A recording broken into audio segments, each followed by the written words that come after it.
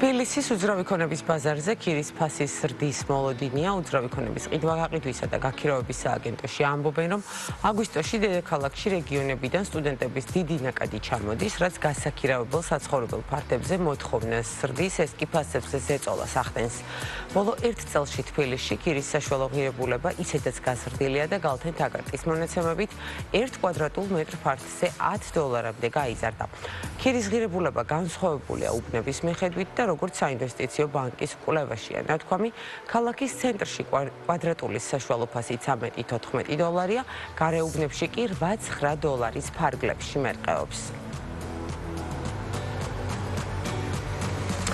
რუსთაველის გამზირის მასშტაბური რეაბილიტაცია იწყება, რომელიც მიწისქვეშა საინჟინრო ქსელების განახლებას ითვალისწინებს, შეიცვლება წყალმომარაგების, წყალანირების, სანიაღვრე და გაზმომარაგების სისტემები.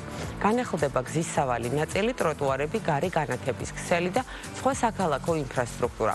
რეაბილიტაციის სამუშაოებს კომპანია Smart Solutions 23 ივლისიდან დაიწყებს, გაფორმებული კონტრაქტების საერთო ღირებულება კი თითქმის $20 მილიონ აღწევს. დედაქალაქის მერიის ინფორმაციით სამუშაოების დასრულება ნოემბრის ბოლოსთვის იგეგმება. ამ პერიოდში კი რუსთაველის გამზირსა და მერაბ კოსტავას ქუჩის ნაწილზე საავტომობილო მოძრაობა შეიზღუდება. საქართველოში ახალი ლოგისტიკური ინფრასტრუქტურა გაიხსნება. კაიროს ლოგისტიკის ფოთში შემოდგომაზე A კლასის მულტიმოდალურ ტერმინალს გახსნის, რომელიც 35,000 კვადრატულ მეტრზე იქნება განთავსებული.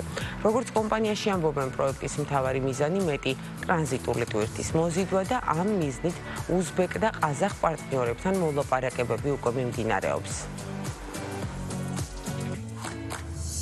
ერთ-ერთი საუკეთესო ტერმინალი იქნება ჩემი აზრით ქალაქ ფოთში, რომელიც 35,000 კვადრატზე იქნება, მულტიმოდალური A კლასის სასაწყობე მეურნეობით და გეგმაში გვაქვს, რომ ჩვენ შევძლებთ დამატებითი ტვირთები მოვიზიდოთ, აქტიურად საუბრობთ უზბეკ პარტნიორებთან, ყაზახებთან და დამატებითი სიძლიერები და სიმძლავრეები შეგვიძლია შემოვიტანოთ ბაზარზე.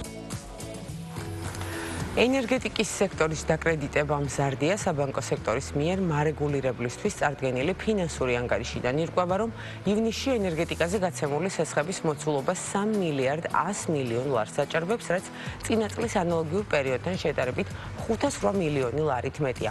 ენერგეტიკის სექტორი დაკრედიტების მოცულობით მეხუთე ადგილზეა, მას უძრავი ქონების დეველოპმენტი და მენეჯმენტი, ასევე სერვისი და სოფლის მეურნეობის მიმართულებები უსწრებს. ენერგეტიკული ბაზრის ტრანსფორმაციისა და განვითარების ფონდზე სექტორში კვალიფიციურ კადრებზე მოთხოვნა იზრდება. სპეციალისტები ამბობენ, რომ სექტორის ტრანსფორმაცია, განახლებადი ენერგიის პროექტების განვითარება და ბიზნესის მზარდი ჩართულობა ახალ მოთხოვნებს აჩენს. სპეციალისტების მომზადება კი ერთ-ერთ მნიშვნელოვან გამოწვევად რჩება. გაზრდილი ინტერესის ფონზე ფართოვდება ენერგეტიკის საგანმანათლებლო პროგრამებიც. დარგის წარმომადგენლების თქმით, სექტორის შემდგომი განვითარებისთვის მნიშვნელოვანია, როგორც ადგილობრივი კადრების მომზადება, ისე საერთაშორისო გამოცდილების გაზიარებაც. ხევსურული ნაქარგებით გაფორმებულ საყოფაცხოვრებო ნივთებზე მოთხოვნა მზარდია, განსაკუთრებით უცხოელების მხრიდან. სტარტაპი ნაჭრელა ნივთების შექმნისას საუკუნოვან ტექნიკას იყენებს, განსხვავებულია თითოეული ნივთის შექმნის პროცესიც. მომხმარებლის ინტერესის გამო სტარტაპი მალე მომხმარებელს ძაფის დართვის, ქსოვის და ქარგვის მასტერკლასებს შესთავაზებს, რომელსაც თერაპიული დატვირთვას ექნება. სტარტაპში ამბობენ, რომ ნივთები ამ დროისთვის მხოლოდ ონლაინ იყიდება, თუმცა სამომავლო გეგმაშია მაღაზიის გახსნა. ნაჭრელა სოფელ გომბორში მდებარეობს და მაგიდის სუფრებს, რანერებს, ბალიშებს, სანათებს და სხვა აქსესუარებს აწარმოებს.